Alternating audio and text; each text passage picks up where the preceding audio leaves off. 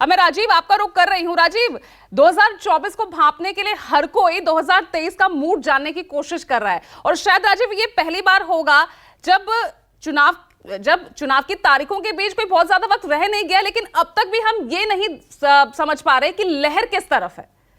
तो ऐसे में ये चेहरे हावी हो रहे हैं, कभी मुद्दे हावी हो रहे हैं, आपका विश्लेषण क्या कहता है?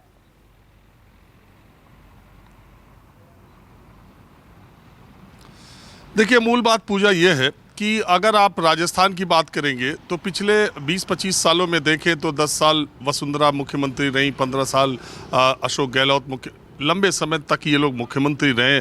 तो अपनी अपनी पार्टी पर और जनता की निगाहों में भी इन्हीं दोनों नेताओं का नाम ज़्यादा आप देखने को राजस्थान में पाएंगी। ठीक इसी तरह अगर आप मध्य प्रदेश जाएं तो 93 से लेकर 2003 तक दिग्विजय सिंह वहां पर मुख्यमंत्री रहे थे और 2003 से 23 तक एक कुछ समय के लिए छोड़ करके शिवराज सिंह चौहान लगातार आप देखिए उमा भारती और कुछ कार्यकाल छोड़ दीजिए तो मोटे तौर पर शिवराज सिंह चौहान इतने लंबे समय तक वहाँ मुख्यमंत्री रहे। तो बीजेपी की तरफ से वो एक चेहरे के तौर पर रहे और कांग्रेस की तरफ से दिग्विजय सिंह और कमलनाथ भी जो मुख्यमंत्री थे, तो ये दो चेहरे आपको दिखाई देते हैं। ठीक इसी तरह से अगर आप छत्तीसगढ़ में जाएँ तो 15 साल तक रमन सिंह मुख्यमंत्री रहे। तो भारतीय आम तौर पर छत्तीसगढ़ के बाहर का कोई व्यक्ति बीजेपी के किसी दूसरे नेता का छत्तीसगढ़ में नाम नहीं जानता होगा, मुझे लगता है, रमन सिंह के अलावा।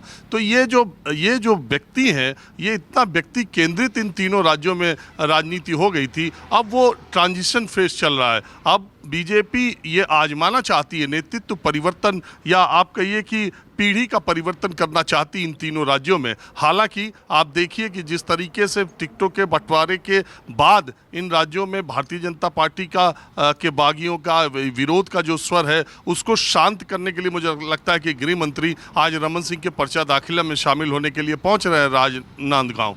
लेकिन अगर अलग अलग राज्यों की बात कही जाए तो राजस्थान में चूंकि हर बार ये रिवाज रहा है कि सरकार बदलती रहती है, तो लोगों का ये मानना है कि भारतीय जनता पार्टी का इस बार नंबर है। लेकिन अशोक गहलोत की योजनाओं ने इस चुनाव को इस मुकाम पर ले आ दिया है कि ये कहना आज की तारीख में बड़ा मुश्किल है कि राजस्थान में कौन अहेड है, कौन थोड़ा आगे है। इसका फैसला टिकटों के बंटवारे के बाद होगा। और चूंकि मैंने जैसा बताया, इन राज्यों में एक खास बात और है कि बहुत सारी सीटों पर बहुत सारे नेता 10-10, 15-15, 20-20 साल से विधायक भी हैं।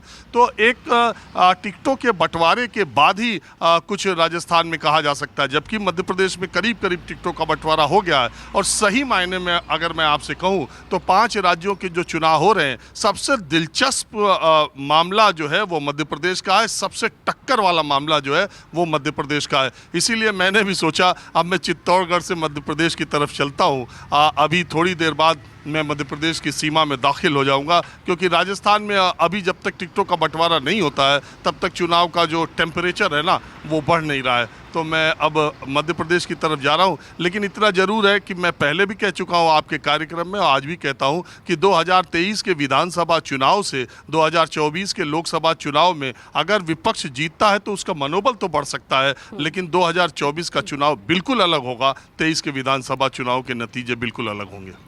ठीक है, चलिए, तो अब माहौल क्या है अब हम मध्य प्रदेश का देखेंगे मेरे सहयोगी राजीव रंजन के साथ। तो राजीव, इंतजार रहेगा जब वहां का विश्लेषण आप करते नजर आएंगे, जनता किस तरह की राय देती है, क्योंकि जैसे जैसे हम नजदीक पहुंच रहे हैं चुनावी तारीखों के, वैसे वैसे और दिलचस्प ये चुनाव होता जा रहा है, जिस तरह से टिकटों का बंटवारा हम देख रहे हैं।